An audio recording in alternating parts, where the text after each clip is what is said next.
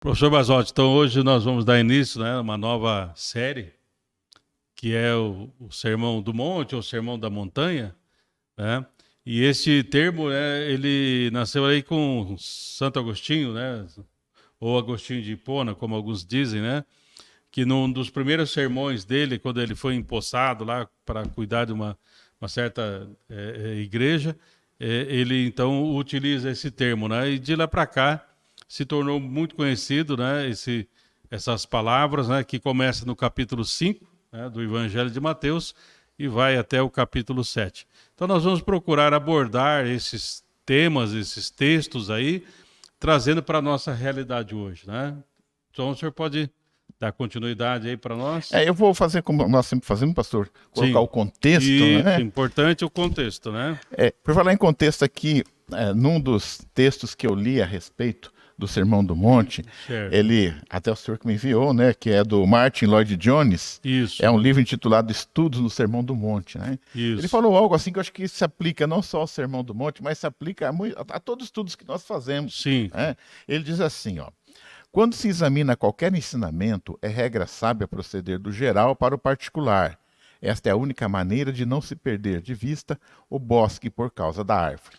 com certeza. É porque muitas vezes tem detalhezinhos, mas nós temos que ver como um todo. Então, a ideia que nós vamos trazer é ver esse Sermão do Monte como um todo. É lógico que vai ter algumas partezinhas que nós vamos tocar, mas sempre tendo uma visão geral, porque é a palavra de Deus, né? É, normalmente trabalha-se muito assim de versículo em versículo. Quer dizer, o Certo. versículo seria a árvore, né? Isso, aham. E a floresta seria esses três capítulos, né? O 5, 6 e o 7, né? Certo, aham. Mas eu acho que seria importante aqui nós contextualizarmos o Sermão da Montanha. né? E, na verdade, para nós contextualizarmos o Sermão da Montanha, nós teríamos que ir em Mateus capítulo 4, na virada do 4 para o Isso, 5. Né? aham. Se nós pegarmos Mateus capítulo 4, né? Nós vamos perceber aqui, então, que Jesus está, já no final desse capítulo, arregimentando os seus discípulos. Discípulo, Lá tem aham. uma passagem que ele arregimenta Pedro, André, seu irmão, Certo. né, Tiago, João.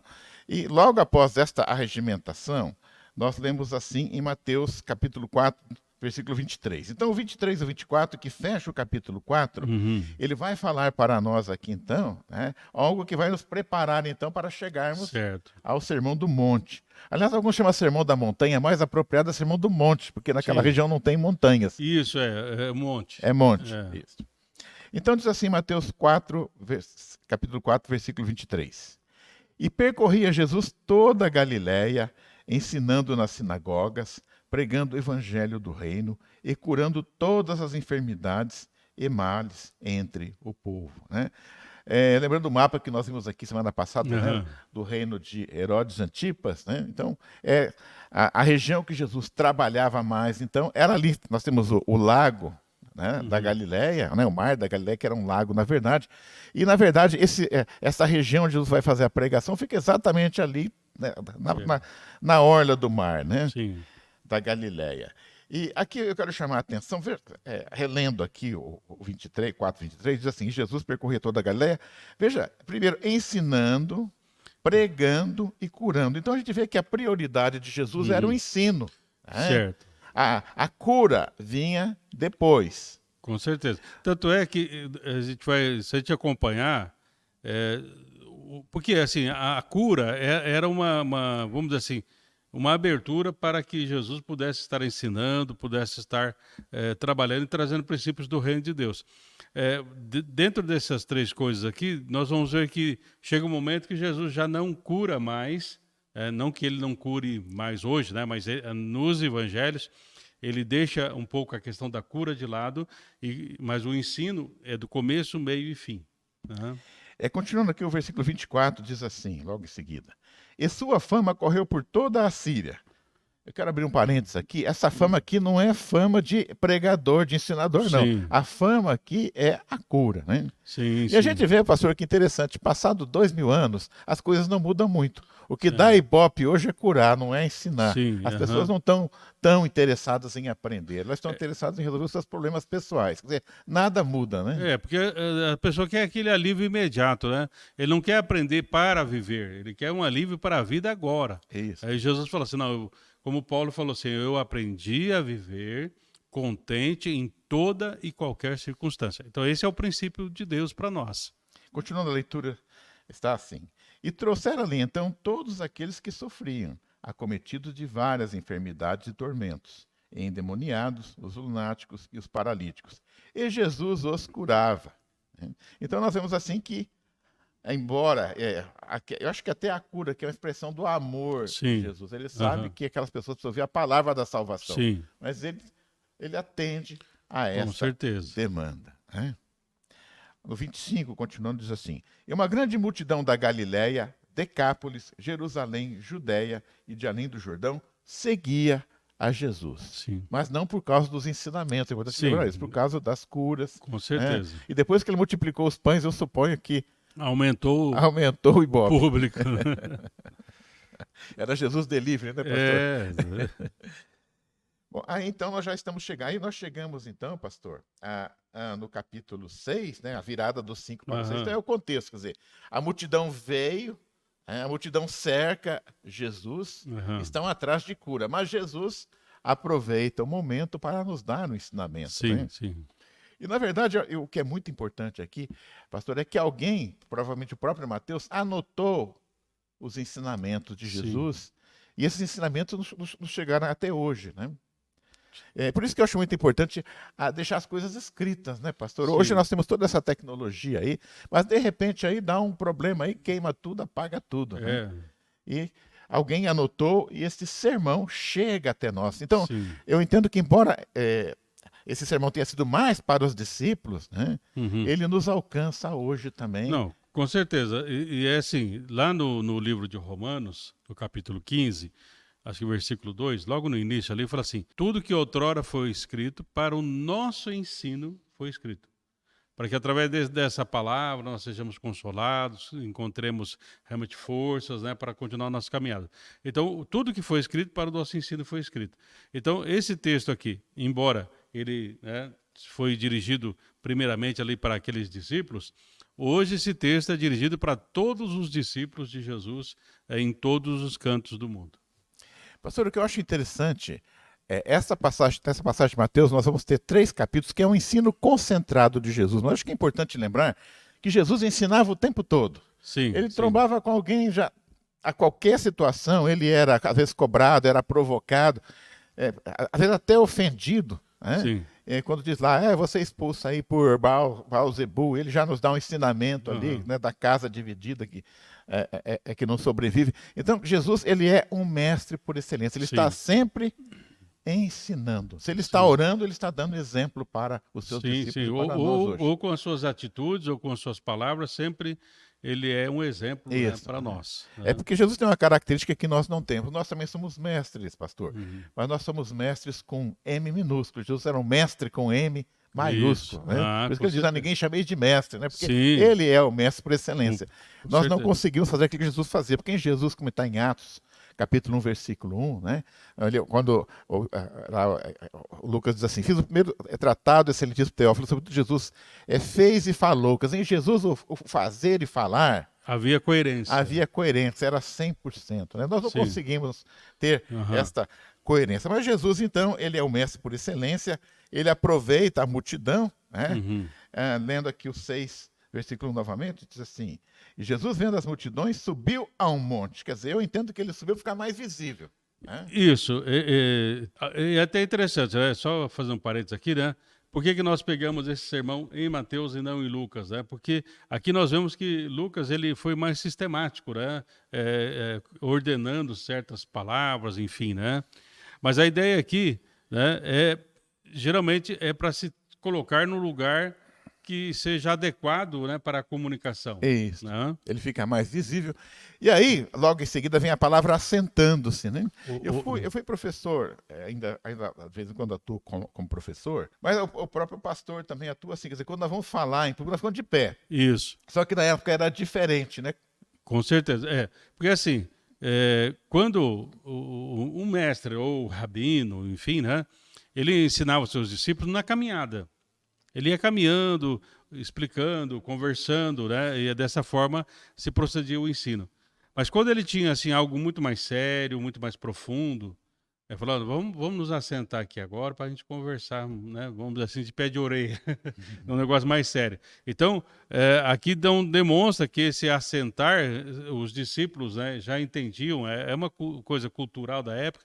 Opa, o mestre vai falar um negócio mais sério, vamos prestar mais atenção aqui no que ele está falando, né? Então, assentando-se, aí diz assim, e os seus discípulos aproximaram-se dele. Isso, porque aí, opa, ele se assentou, vamos chegar mais perto para poder ouvir. Então, nós sempre precisamos estar perto de Jesus, dispostos a ouvir, dispostos a obedecer, né? Eu fiquei pensando agora aqui, pastor, que privilégio. Há situações, falam, eu vou fazer uma viagem para ver o fulano falar naquele evento evangelístico, que ele é muito bom, é um grande pregador, né? Sim. Mas aqui o privilégio é total, imagine, né? O privilégio dessas pessoas, quer dizer, alguém que veio dos céus, enviado por Deus para trazer pessoalmente uma mensagem. Quer dizer, o público que ouviu essa mensagem foi um público muito privilegiado. Certo. Esse privilégio se estende a nós, porque nós hoje temos o privilégio de ler esse sermão hoje. Com certeza. Bom, continuando. E Jesus, abrindo a boca, os ensinava dizendo. Então Jesus começa... passar os ensinamentos. Que são as bem-aventuranças. Isso. E aí, então, pastor, nós poderíamos até dar 7 bem-aventuranças. Então, até assim, né, professor Basotti, o número em si, alguns falam até 8 ou 9 bem-aventuranças, né? Depende das características. É o Lloyd Jones, né? Eu achei que ficava melhor 7, porque depois, na verdade são 9. É um número místico, né? Porque a 8ª e a 9ª, na verdade, ela está ligada à perseguição. Então, na verdade, assim, até o texto que nós estamos, né, o Sermão do Monte do Dr. Martyn Lloyd Jones, né, é o nosso texto base aqui, né? Até se você, depois, quem está nos assistindo, né, até recomendamos, né? É um texto muito bom, rico, né? Então, a ideia, assim, não podemos, didaticamente, né, nós vamos trabalhar esses 7, mas, assim, a questão, assim, todos eles têm que estar incorporados no caráter cristão. Não pode ser assim...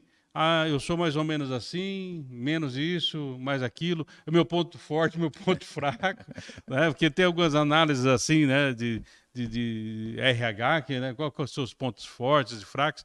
Na verdade, nós temos que procurar, através da oração, através do convívio com Jesus, através do poder do Espírito Santo, que esses se tornem pontos fortes nas nossas vidas. Todos eles, não pode faltar um ponto, né? Então, deixa eu ler as 7 aqui, pastor. Isso, vamos lá.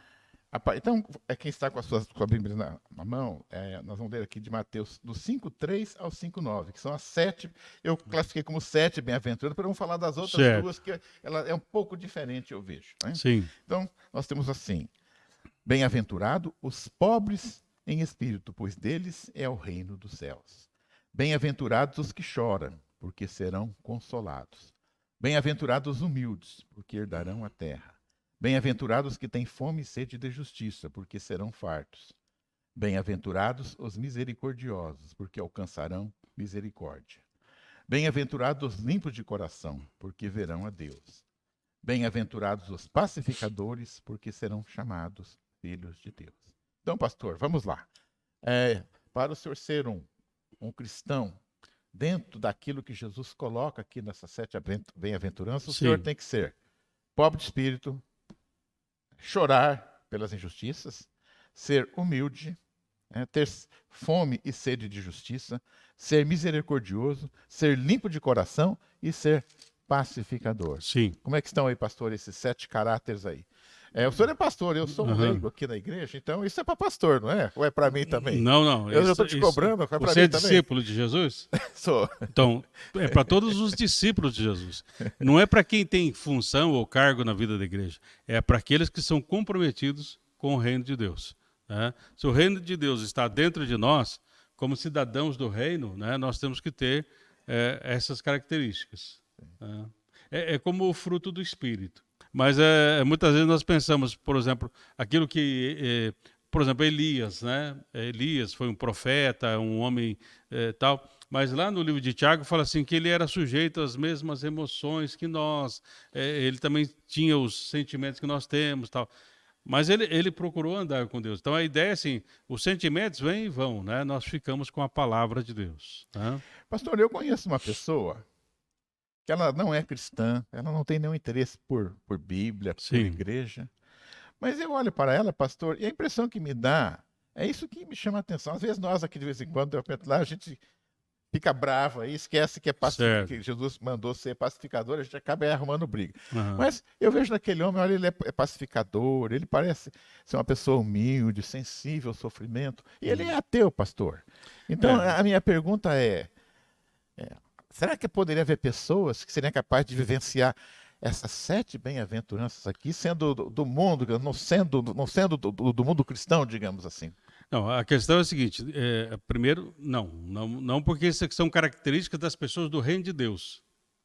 Né? Então, mais do que um comportamento, nós temos que entender que isso aqui é uma posição, né, que aqueles discípulos e discípulas têm no reino de Deus. Né?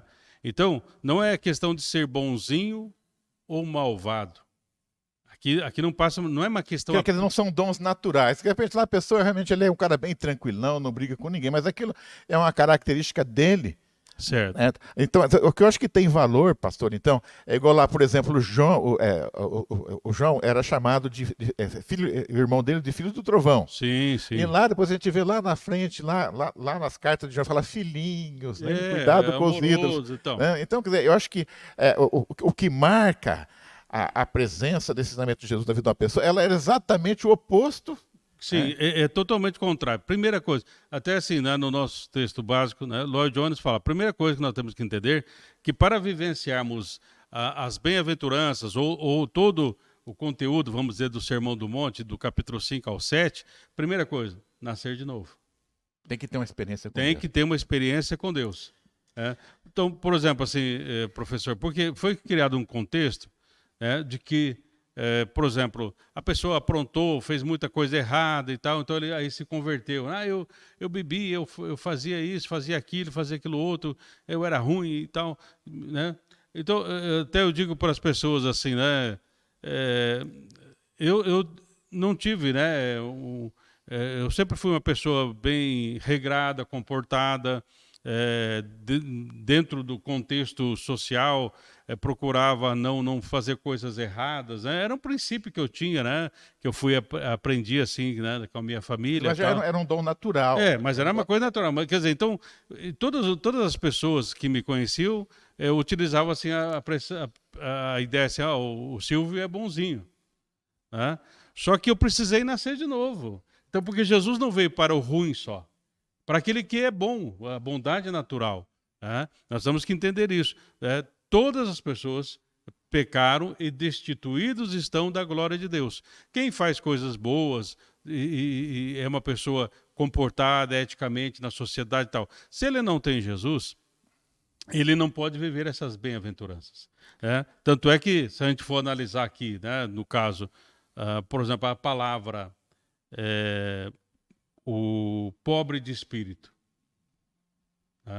Poderemos falar um pouquinho sobre o pobre de espírito, que a pessoa, a ideia aqui, até hoje, né, as pessoas usam, coitado, é pobre de espírito. Por quê? Porque isso aí é contrário, nós estamos vindo da filosofia grega, né? Para os gregos, uma pessoa humilde, pobre, coisa assim, é inimaginável. Né? Mas aí, então, como o reino de Deus é o contrário ao reino dos homens, a ideia aqui é uma pessoa pobre de espírito, é aquele que é totalmente dependente de Deus. Isso. Né? Então, somente... se contrapõe ao mundo, porque as pessoas valorizadas é aquela que é ousada, eu vou fazer, eu posso. Eu consigo, não. Eu falo assim, Senhor, eu não posso por mim mesmo. Por mim mesmo, eu não posso. Eu posso fazer alguns atos de bondade. Por exemplo, lá em 1 Coríntios 13, né? Eu posso dividir meus bens com as pessoas, eu posso dar aos pobres, eu posso fazer tantas coisas, mas se eu não tiver amor, nada serei. E aí, como você citou, professor, João, nas suas primeiras cartas, fala assim, Deus é amor. Eu posso fazer tudo isso sem ter Deus. Aparentar. Sem ter Deus. Nós temos que ter um certo cuidado também. Eu estava falando aqui que eu conheço uma pessoa que tem características que fazem lembrar as bem-aventuranças. Nós temos que ter um certo cuidado assim. As pessoas, o que as pessoas aparentam que elas são, não necessariamente é a mesma coisa. Às vezes eu estou achando que o cara ele é até um exemplo aparentemente, mas eu não conheço ele no fundo da alma dele, o que ele pensa, como é que ele é realmente. É muito fácil ser bom quando a pessoa às vezes tem uma boa renda, saúde, está tudo bem, né? Vamos ver na hora que alguém chegar e... Então, e até assim, talvez a pessoa até se comporte sempre daquela maneira, né? Mas, por exemplo, até Jesus fala assim, muitos dirão naqueles dias, Senhor, em teu nome expulsamos demônios, curamos enfermos e tal. E Jesus vai dizer, apartai-vos de mim, não vos conheço.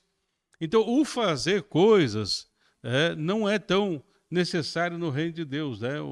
O ser é a essência da coisa. E podemos até dizer assim que, mais do que o ser, é nós estarmos na presença do Senhor. Eu estava me lembrando aqui, pastor, na semana passada, a gente falando de Herodes, que era os vilões. Se nós pegarmos ali, por exemplo, Herodes, quando ele fica sabendo dos reis magos e tal, o que ele faz ali, se você só olhar e não souber a história inteira, você fala, pô, esse cara, ele é gente fina, ele está preocupado, está nascendo um menino aqui, ele quer adorar o menino, ele quer saber onde o menino está, vai levar lá um presentinho.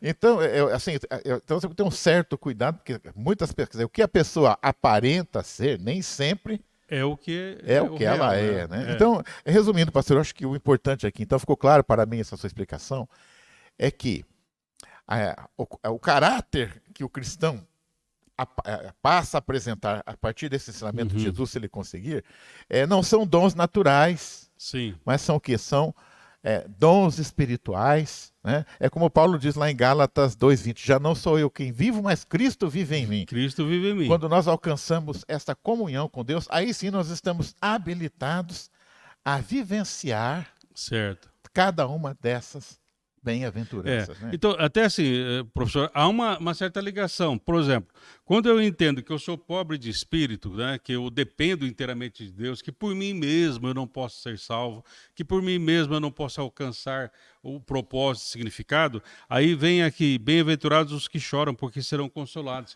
Aqui, a expressão grega é o choro mais intenso, mais dolorido que uma pessoa possa ter. Ou seja, diante disso, nós reconhecemos que nós estamos mortos em delitos e pecados. Isso é humildade, que é o próximo, é o reconhecer a sua condição miserável. É humilde. Então, nós vamos chorar pelos nossos próprios pecados. E vamos passar a ter fome e sede de justiça, que vem em seguida. Isso. Então, no caso, você fala humildes, né? A minha expressão aqui é bem-aventurados os mansos. Ou seja, nós temos, então, as bem-aventuranças numa sequência. Eu entendo, pastor, que, na verdade, essa sequência começa com o arrependimento. Sim. Porque, inclusive, é interessante que Jesus começa a mensagem dele como pregador, dando sequência ao que João Batista falava. E o que João Batista falava? Arrependei-vos, porque é chegado o reino dos céus. Ele começa com essa mensagem, e eu entendo que só após o arrependimento, como você bem falou, aí vem as bem-aventuranças. Não, porque aí você passa a ter essa característica, né? Por exemplo, a tradução humilde, na sua tradução, na minha fala mansos, é interessante que ele é uma palavra que é grega, praotes, né? que ela tem um sentido assim, é utilizado, um exemplo, né? Como você domar um cavalo selvagem. Isso. Né? Então é impossível nós nos domarmos, nós não temos capacidade autoadestrarmos, né? Isso. E é interessante, né? Tem uma pequena história. Quando eu lembro desse texto, eu sempre lembro dessa história, que é o seguinte, um pai, ele quis dar um cavalo de presente para a filha. Então ele foi lá, comprou o cavalo e tal, e aí então ele levou para o adestrador, e falou assim para o adestrador, é o seguinte, esse cavalo é para minha filha, então eu quero que você deixe ele bem mansinho, bem tranquilo e tal, né? Aí, passado um mês, mais ou menos, foi feito o treinamento ali, adestramento, enfim, do animal. E aí, então, o adestrador levou o cavalo lá para a fazenda, enfim. E aí a menininha, toda faceira, 7 anos e tal, e foi subir no cavalo. Quando ela foi subir no cavalo, o adestrador falou, não. Eu adestrei para que ela suba do lado direito. E ela estava subindo para o lado esquerdo, né? Então, lógico que o cavalo ia estranhar. E aí, então, o pai falou assim, olha, seguinte, então, o adestrador, leve o cavalo de volta, porque é para minha filha. Eu quero assim, se ela for subir do lado, pelo rabo, ou pela cabeça, ou pelo lado esquerdo, direito e tal, que o cavalo esteja totalmente adestrado, né? Manso, realmente, né? Para poder entender, né, aquilo que a minha filha for fazer para que ela não se machuque, né? Então tem um autor que fala assim, somente Deus pode nos realmente amansar. Porque tem pessoas que falam assim, eu sou crente, mas não sou bobo. Eu sou crente, mas não pisa no meu calo. Então, esse é manso de um lado só. O pastor tem aquele que diz assim, deram um tapa na cara dele e ele diz assim, bom, Jesus falou que é para fazer depois, né? Aí. Então, você vê assim que aí, né, nós vamos vendo que por isso é uma ação sobrenatural de Deus para que nós... É um conjunto. É um conjunto de coisas. Quando a pessoa está vivendo essa plena comunhão, eu lembro sempre Gálatas 2:20 com Deus, ela tem são os frutos do Espírito. Né? É um conjunto, na verdade. Se alguém, na verdade, está manifestando mais um ou outro, é imperfeição da pessoa. Ela fala assim, olha, está faltando só eu acertar a parte do pacificador. Então, é uma falha dela. Essa não é a ideia de Jesus. Jesus quer que todos... Tanto é que muitos estudos, né, sobre o fruto, fruto, né? Fruto, é o fruto. Não é fruto. É no singular. É no singular, um fruto. É como se fosse uma romã, que é um fruto. Que tem várias sementinhas dentro, mas é uma fruta. Isso. Uma fruta. Uma fruta só. Alguns até comparam, por exemplo, como uma poncã, né? Mexerica, aquelas de gominho, né? Isso. Que seria ali 9 gominhos, né? Uma fruta com esses 9 gominhos. Ou seja, é tudo, né? Porque assim, o que nós temos que entender, professor, tem um autor que ele fala assim, então, por exemplo, eu tenho uma fitinha aqui vermelha, né, na minha Bíblia, é para marcador, não é nenhuma simpatia, não. Né? Coincidência que é vermelhinha. Mas ela está aqui dentro da minha Bíblia. Né? Então, se eu fechar aqui a Bíblia, né, então vamos supor, se essa Bíblia cair no fogo, essa fitinha vai pegar fogo também, porque ela está dentro da Bíblia. Né? Se ela cair na água, a fitinha também vai se molhar, porque ela está dentro da Bíblia. Né? Então, a ideia desse autor é a seguinte, nossa vida está em Cristo Jesus. Então, tudo que é possível através de Cristo Jesus, é possível porque nós estamos escondidos em Cristo Jesus. Né? Então, a nossa vida agora passa a estar fazendo parte do reino de Deus. Por isso, nós podemos depender inteiramente de Deus, nós vamos chorar e reconhecer nossos pecados. É uma sequência. Nós vamos ter a humildade. Até a gente fala humildade, mansidão. Até um dia, é até meio assim, forte, mas um dia uma irmã chegou para mim e falou assim, pastor, teve uma situação, eu nunca me senti tão humilhada na minha vida, por isso, por aquilo, tal. Mas aí eu dei uma palavra para ela e eu falei assim para ela, sabe por que, irmã, você está se sentindo humilhada assim? Porque você não é humilde. Porque quem é humilde nunca é humilhado. Porque aí a ideia do humus, né? A ideia humilde, humus, né? Terra. Você está com o rosto no chão, até tem o ditado, do chão não passa. Então, se na verdade você se sentiu humilhado, porque você estava um degrauzinho acima. Né? Então aí você caiu. Isso. Né? Então, muitas vezes, por isso que a gente fala assim, Jesus, ele mesmo se humilhou. Ninguém humilhou Jesus. Ele se esvaziou, ele se humilhou. Então, quando você está nessa condição, você não é humilhado, você não se sente humilhado. Você se sente feliz, porque Jesus aqui, inclusive, ele diz que quando nós temos esse caráter expresso nessas sete aventuras, nós somos felizes. Porque, inclusive, a palavra é bem-aventurado, em algumas traduções, é quão felizes, né? Ou extremamente felizes. Porque aqui, no caso, a palavra ela foi traduzida lá do aramaico, né? Que Jesus falou em aramaico. Então, traz uma ideia assim, é uma pessoa extremamente feliz. Até a palavra Macário, né? Que tem o sentido Macário. de... Macário, né? Isso, é feliz. Né? Isso.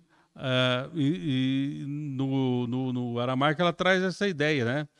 Por quê? Porque a alegria do Senhor, né? Como o Senhor fala para Neemias, né? A alegria do Senhor a nossa força é. Jesus mesmo ali, capítulo 15, 16, 17 de João, tem uns versículos ali que falam assim, olha, eu estou falando isso para que a minha alegria esteja em você e a sua alegria seja completa. Né? Porque assim, quando nós temos isso, por que isso é importante, professor? Porque senão nós vamos estar igual a Adão e Eva lá no paraíso e achando que falta alguma coisa. Mas o mais interessante, pastor, é que nós vamos detalhar um pouco mais, eu acredito, nas próximas aulas.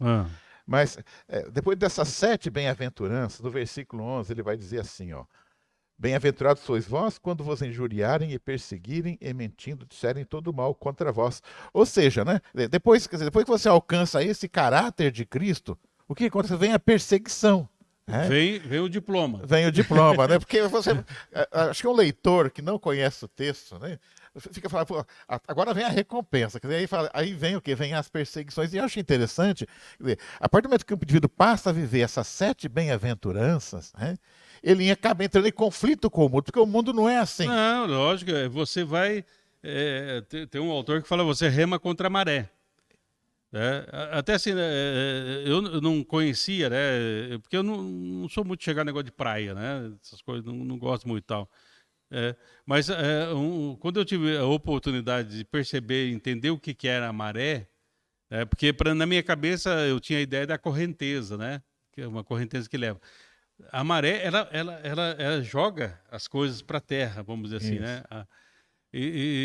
Então, nosso remar é contra a maré. É contra a maré. Até tem um romance, né? A Moreninha, que é na ilha de Paquetá. Então, quando chegava a noite, já não podia sair da ilha, por causa da maré. Ela segura, ela prende, né? Então, a vida cristã é contrário aos projetos ou planos deste mundo. Paulo, inspirado pelo Espírito Santo, em Romanos 12, fala, transformai-vos pela renovação da vossa mente. Essa transformação tem a ideia assim, ó, não entra no esquema do mundo. Isso. Né? O esquema. Né? Porque quando nós entramos no esquema, né? Se o mundo começa a te aborrecer, amém, você está no caminho certo. Agora, se o mundo fala assim, aquela igreja é muito legal, tal, não tem muita diferença de nada, é uma igreja assim, assado e tal, pode saber, nós temos que rever a nossa teologia. Você sabe, pastor, que eu encontrei uma igreja sem defeito? Estou até pensando em ir para lá, viu, pastor? Então, como dizia o bispo... Todo mundo é perfeito lá.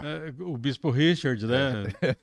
Não, deixa eu falar com a igreja que é, pastor. Está lá em Apocalipse, a igreja de Sardes. Jesus ainda dá um elogio, fala, tem fama que és viva, mas estás morta. Mas fez lembrar, eu conversei numa época com o bispo Richard, né? Um irmão chegou para ele e falou isso, ele era pastor ainda. Eu achei uma igreja boa, estou indo para lá, tal. Aí o bispo falou, não vai não, filho. Você vai estragar a igreja. Entendeu? Deixa a igreja continua boa, porque se for para lá, você... porque muitas vezes nós achamos que a igreja é isso, aquilo. Não, nós aqui temos que mudar. Entendeu? A transformação começa de dentro para fora, na nossa própria vida. Isso vai gerar, muitas vezes, conflito com o mundo. É isso que Jesus coloca. Então, por que eu estou falando assim? Hoje, infelizmente, tem mestres, né? Paulo fala assim, que pessoas vão ter comichão no ouvido, uma coceira no ouvido, e vão procurar mestres que falam aquilo que eles querem ouvir. Exatamente, né? exatamente. E não aquilo que eles precisam ouvir. Bom, pastor, então, quer dizer, é uma sequência, quer dizer, as características das 7 bem-aventuranças, começando com os pobres de espírito, quer dizer, elas estão numa sequência. Sim. Quem tem uma deve ter todas, porque ela é um todo, né? Elas estão ligadas. Eu não posso dizer assim, você é especialista na bem-aventurança tal, eu quero ser especialista em pacificador. Não existe isso. Na Aham. verdade, se nós estamos com mais de uma e um pouquinho menos de outra, isso é falha nossa, mas essa não é a Sim. ideia de Jesus. Ele quer que nós tenhamos essas 7 bem-aventuranças. Não é um dom natural também? Não, não é. Por exemplo, aí vem aquele que tem fome e sede de justiça, né? No caso aqui, nós passamos a ser justificados pela fé, Isso. né? Não é assim, eu tenho uma causa lá, eu queria que fizesse justiça para mim, não. Né? E tanto é que a partir do momento que nós somos justificados, nós também passamos a agir de maneira justa. Eu acho, pastor, que nós poderíamos, com o tempo que nos resta, trabalhar um pouco. Nós estamos falando das 7 bem-aventuranças. Sim, vamos. Vamos voltando. Vamos pegar a primeira, então, Sim. que está lá no Mateus capítulo 5, versículo 3, que diz assim: Bem-aventurados os pobres de espírito, porque deles é o reino dos céus. Acho que nós já podemos, a partir dessa visão geral da floresta, começar a ver árvore por árvore Isso, aqui, vamos. essas 7 árvores. Certo. Né? Então, eu queria voltar aqui, porque nós temos ido e voltado. Acho que é melhor a gente Isso. pegar uma a uma agora. Certo. Né? Eu até peguei aqui, então, dessa primeira, dos pobres. Aliás, pastor, eu vejo uma diferença entre pobre e humilde. Para mim, não é a mesma coisa. Não sei se o pastor concorda comigo. Então, depende da tradução. Por exemplo, tem humildes e tem pobres, né? Mas a palavra original é pobre. É pobre. É pobre. Eu até encontrei aqui, exatamente o que o senhor falou. A palavra no grego, que o Novo Testamento foi escrito no grego, é pitoshoi, ou pitosho. Né? O significado no grego é pobre, mendigo, necessitado, humilde, aflito, desamparado. Né? Mas assim, eu sinto assim que não é no sentido de pobreza material que está falando Não, aqui. não. Né? Tanto é que assim, tem duas palavras no original grego, né? Um é penés e o outro eu coloco pet joy, né? Petshoi. Qual que é a diferença, né? O penés seria assim, penés todos nós somos, né? No sentido assim que nós temos que trabalhar para adquirir certas coisas, manter a família e tal. Então, aquele que trabalha, né, que precisa trabalhar com suas próprias mãos, enfim, né, esse seria o penés. Já o pet joy, nós hoje iríamos classificar assim como uma pessoa miserável. Seria a nossa ideia. Que mora na rua, que não tem onde morar, não tem onde comer. Até a gente usa aquela expressão, não tem onde cair morto. Né? Então, mas o que isso quer dizer para nós? Então, ou seja, por mais que eu tenha recursos, né? Por exemplo, Davi, ele usa essa expressão, eu sou pobre e necessitado, porém o Senhor cuida de mim. Né? Mas Davi já era rei. Né? Ou seja, ele está dizendo assim, olha, eu tenho recursos, eu sou um rei, eu tenho dinheiro, eu tenho posses, tal, mas a minha confiança está em Deus. Né? Eu dependo inteiramente de Deus. Né? Porque muitas vezes nós podemos ter algumas coisas e isso nos tornar arrogantes. Né? Então, o pobre de espírito é aquele que depende de Deus. Eu entendo, pastor, que existem duas passagens para mim que mostram o que é o pobre de espírito. Eu até selecionei aqui. Uma delas está lá em Isaías, né? Quando ele tem a visão do trono. Começa lá em 6:1. No ano da morte, o rei Uzias viu o Senhor assentado no alto sublime trono. Então, ele tem aquela visão do trono. Né? Certo. Aí, no versículo 5, ele vai dizer assim, ó, então gritei, ai de mim, estou perdido, pois sou um homem de lábios impuros e vivo no meio de um povo de lábios impuros. E os meus olhos viram o rei, o Senhor dos exércitos. Sim. Então, para mim, o pobre de espírito é quando nós caímos na real. Ou seja, Isaías, quando viu a grandeza de Deus, Sim. a pureza de Deus, só aí que ele enxergou a condição, né? A pecaminosa em que ele vivia, o que ele falava, né? Não era adequado, e as pessoas ao redor dele estavam também vivendo aquele tipo de pecado. Então eu entendo que esse pobre de espírito que é um coração quebrantado, é quando nós nos vemos diante da grandiosidade de Deus. E aí nós nos rendemos. E nós nos rendemos. É como Paulo, né? Paulo, ele tem um espinho na carne, tem um problema, ele ora a Deus e tal, mas aí o Senhor falou, Paulo, não vou tirar, minha graça te basta. Então ele falou, opa, eu preciso e prefiro a graça de Deus do que o alívio imediato agora. Né? Isaías também, no capítulo 64, versículo 6, ele novamente vai expressar, então, esse sentimento. Ele diz assim, somos como o impuro, todos nós, Todos os nossos atos de justiça são como trapo imundo. Marchamos como folha e como vento as nossas iniquidades nos levam para longe. Quer dizer, é cair na real também. De repente eu estou aqui, isso é injusto, isso não é certo e tal. Mas quando você vê a justiça de Deus, você é quebrado. Certo. Né? Então, aqui eu vejo realmente o que é ser pobre de espírito. O pobre de espírito é alguém que passou pelo arrependimento, ou seja, teve uma experiência muito forte com Deus, e essa experiência traz a ele um sentimento da sua pobreza, quer dizer, eu sou mortal, eu sou pecador. Sou finito, eu sou incapaz, né? Mas tem alguém que pode. Aí esse alguém é Deus que nos transforma, né? Isso.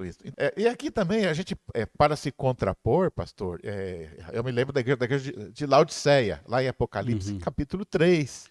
Isso. Lá é o exemplo do rico, ou que se acha rico. Então existe muita gente que se acha rico. Né? Isso. Eu vou imaginar assim, pastor, eu digo assim, pastor, a minha igreja lá está com 50 milhões no caixa. Nós vamos agora fazer uma reforma. A gente vai gastar 30 milhões, mas não vamos orar, não precisamos pedir nada para Deus. Não, já tem. Nós somos de Deus aqui, a gente toca sem Ele. Eu estou tocando a igreja sem Deus agora, sem Jesus. Quer dizer, essa é uma visão que muitas pessoas têm, ou seja, né, elas se acham ricas. Né? Mas o que Jesus ele vai dizer para essa igreja lá em Apocalipse 3,17? Diz assim: como dizes, rico sou, estou enriquecido, e de nada tenho falta. E não sabes que és um desgraçado e miserável, e pobre, e cego, e nu. Então, se achar rico é uma coisa. Isso. Agora, essa questão aqui é como Deus nos vê. Isso. Paulo, lá em Coríntios, ele fala assim, pobres, mas enriquecendo a muitos. Isso. Nada tendo, mas possuindo tudo. Eu me lembro também aqui, pastor, daquela passagem que John Wesley está indo para os Estados Unidos e tem aquela tempestade, né? Ele já era um clérigo reconhecido e está lá. Né? Isso. Tá no treme-treme lá, né? Ele vê um grupo de pessoas moráveis cantando e tal, né? E ele chega lá, né? Mas e daí? Vocês não estão com medo? Não, se o barco afundar, nós estamos com Deus. Se não afundar, nós estamos também. Então, essa dependência de Deus, né? E diante das situações assim é que nós vamos ver se realmente nós temos as características ou não. A pergunta é quem é o pobre de espírito desse caso. Aí você vai ver quem depende ou não depende de Deus. Né? Eu fico imaginando o Wesley com todo o conhecimento teológico que ele achava que tinha, né? Tá se borrando lá. E aqueles pobres espíritos estavam realmente vivenciando o Evangelho. Então, até tem uma frase de Kierkegaard, né? Que ele fala assim, a vida não é um problema a ser resolvido, mas uma realidade a ser experimentada. Então, a vida cristã é uma realidade que nós precisamos experimentar diariamente, né? Eu encontrei aqui um texto que está dentro daquilo que nós estamos falando. Diz assim, o que é pobre de espírito? É reconhecer a condição, estar quebrantado, é estar diante de Deus reconhecendo. Sou pecador, não tenho nada, sou miserável diante de Deus. Sim. É como João Batista, né, que quando ele chega a Jesus, ele diz assim, esse aqui eu não sou digno de desatar as suas sandálias. Sim. Que era o serviço mais humilde que os caras poderiam fazer quando chega uma pessoa, né, agachar lá e tirar a sandália. Porque aí desmonta todo aquele espírito farisaico, né, como estava lá a oração do publicano do fariseu, Senhor, eu não sou como este. Né? Eu não sou como, né? Eu sou melhor. Né? Quando você chega diante de Deus e fala assim, Senhor, eu não sou melhor do que ninguém. Por isso eu preciso da tua graça. Eu acredito, pastor, que boa parte desses grandes nomes da Bíblia, eles começam a atuar mais firmemente quando eles passam por uma experiência com Deus. Né? Pega Moisés lá, o encontro da sarça ardente, Isaías capítulo 6, tendo aquela visão do trono, que nós já falamos aqui. Paulo na estrada de Damasco. Né? Certo. Então, quer dizer, são exemplos que nós vemos de que pessoas que estavam aí no mundão, digamos assim, mas de repente eles se veem diante da grandeza de Deus, se veem diante do trono de Deus, e a partir daí a sua postura muda. Então, eu vejo que para nós sermos pobres de espírito no sentido bíblico, essa condição de você reconhecer que Deus é tudo e você não é nada, né? Você passa pelo arrependimento. Isso então vai ser o ponto, é a primeira grande bem-aventurança. É interessante isso, você reconhecer a sua situação já é uma bem-aventurança. Por quê? Porque vai abrir o caminho agora para as outras bem-aventuranças que vêm a seguir. Vem as demais. Né? Eu vejo aqui, pastor, que há uma promessa aqui nesta bem-aventurança, porque diz assim, pois deles é o reino dos céus, os pobres de espírito. O que é o reino dos céus, pastor? Então, o reino dos céus seria nós estarmos nessa presença de Deus. Tá? Por isso, assim, Jesus até fala que o reino de Deus está dentro de você. Né? Ou seja, porque Deus passa a estar vivendo dentro de nós. Nós estamos com Deus, Deus está conosco, a cada dia, a cada momento, Ele é o Emanuel, Deus conosco. Né? Então, e o reino dos céus, ou seja, seja feita a tua vontade, assim na terra como no céu. Quer dizer, passamos a viver pelo padrão de Deus. Como que é lá no céu? Tem muita bagunça, tem muita confusão? Não, não tem. Então, o Senhor traz essa harmonia dos céus para nós aqui na terra, para que a gente possa ter sabedoria, ter harmonia, ter graça. E isso que vai nos dar autoridade para sermos sal da terra e luz do mundo. Eu entendo, pastor, que nós ainda não temos, neste momento, a plenitude do reino de Deus. Porque Não. Satanás exerce um poder aqui como usurpador. Sim. Mas toda vez que um demônio é expulso, uma vida é alcançada pela pregação do evangelho, é o reino de Deus que está se expandindo aqui na terra. O que nós temos que entender é assim, nós precisamos, né, até tinha alguns pregadores do passado, eles usavam nos sermões assim, estamos para ver o que Deus pode fazer com uma pessoa totalmente rendida a Ele. Né? Então, assim, quanto mais nós nos rendermos a Deus, mais poder de Deus nós teremos. Quanto mais nós nos rendermos a Deus, mais santidade nós teremos. Quanto mais rendição, quanto mais Ele reinar em nós, em espírito e verdade, mais autoridade nós vamos ter como cristãos, mais harmonia, mais paz, mais alegria. É lógico que não em plenitude, mas isso pode ser potencializado dia a dia na nossa vida. Eu vejo aqui, pastor, que existe uma armadilha que muitos cristãos acabam caindo. Muitas vezes a pessoa ela passa pelo arrependimento, passa a ter essa pobreza de espírito, no sentido bíblico aqui, mas ela começa a fazer muito sucesso, né? E aí Sim. ela começa, ao pouco, se esquecer que, na verdade, tudo aquilo que vem de Deus. Vem de Deus. Não podemos esquecer. Até Paulo fala para os Gálatas, né? Começastes no espírito, terminastes na carne. Olha, é uma linha muito tênue, muito fina, entre santidade e pecado. Então, até tem um ditado que diz assim, professor, eu sempre lembro desse ditado, que a pessoa que quer ser extremamente santa acaba sendo extremamente mal. Então, muitas vezes nós achamos que estamos sendo como Paulo, né, o Saulo, né? Saulo era perseguidor da igreja, ele era uma pessoa íntegra, irrepreensível diante da lei e tal, mas ele estava sendo extremamente mal. Aí quando os olhos dele se abriram, e ele passou a ver o reino de Deus, passou a ter acesso ao reino de Deus, à presença de Deus, ele percebeu o quão errado ele estava. Por mais zeloso que ele fosse, Paulo era uma boa pessoa para os judeus, para os seus ali. Olha, esse jovem tem futuro, esse menino vai longe, né? Mas aí depois os seus olhos se abriram e ele pôde ver que estava totalmente errado. E aquilo que ele considerava tão importante, ele deixou de lado. Pastor, já encerrando, né, vamos fazer um balanço, a gente sempre começa com a contextualização. Nós vamos já fazer um balanço, nós vamos praticamente só até a primeira bem-aventurança hoje. Isso, ficamos com um pobre de espírito. Isso. Mas eu vejo assim que nós já avançamos bastante no sentido que aquela ideia inicial, quer dizer, nós falamos hoje mais da floresta, né? Isso. E agora que nós pegamos a primeira árvore, que é essa primeira bem-aventurança. Fazendo um balanço do que nós vimos aqui, eu vejo assim, primeiro, as bem-aventuranças não é um dom natural, não, mas algo que nós recebemos de Deus pelo Espírito Santo, que vai nos permitir vivenciarmos uma vida no sentido de imitar a Cristo. Né? Nós, como cristãos, a ideia, eu acho até um atrevimento a gente falar que vai imitar Cristo, porque ele foi tão perfeito que só o fato de imitá-lo já é um atrevimento. Mas nós passamos a ter o atrevimento de vivermos uma vida semelhante à vida que Jesus tinha. Né? E o primeiro passo nesta caminhada, então, é este reconhecimento de que nós somos pobres de espírito, ou seja, né? Diante de Deus, da sua plenitude, nós somos o quê? Nós somos pó, nós somos insignificantes, nós não somos nada, nós somos pecadores. Né?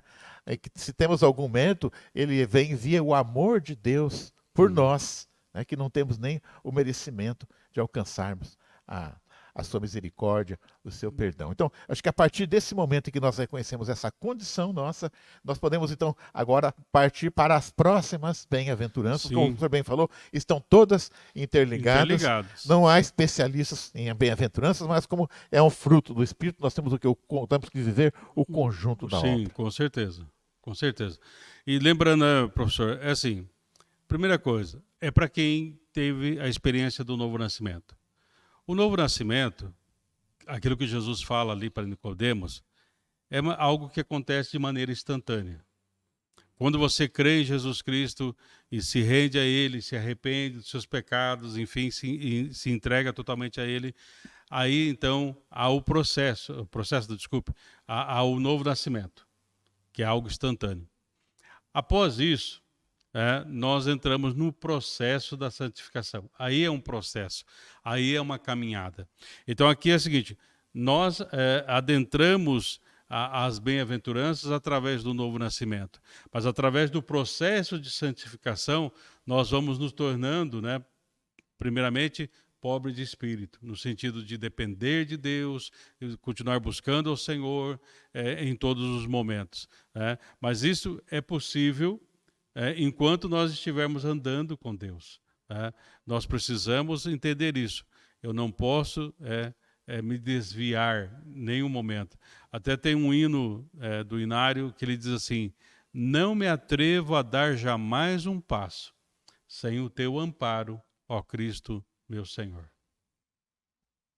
Amém. Amém? Então, na próxima semana... Próxima semana vamos continuar aí, a partir aí, vamos falar mais um pouquinho, sobre as bem-aventuranças. Vamos palavra por palavra. Isso, agora vamos de árvore em árvore. Agora. Isso, vamos ver então. realmente esses que choram, os mansos, um pouco mais de detalhe. Aqueles que são limpos, o que é limpos de coração. Vamos ver com mais detalhe. Então, até o próximo encontro. Amém. Deus abençoe a todos. Amém.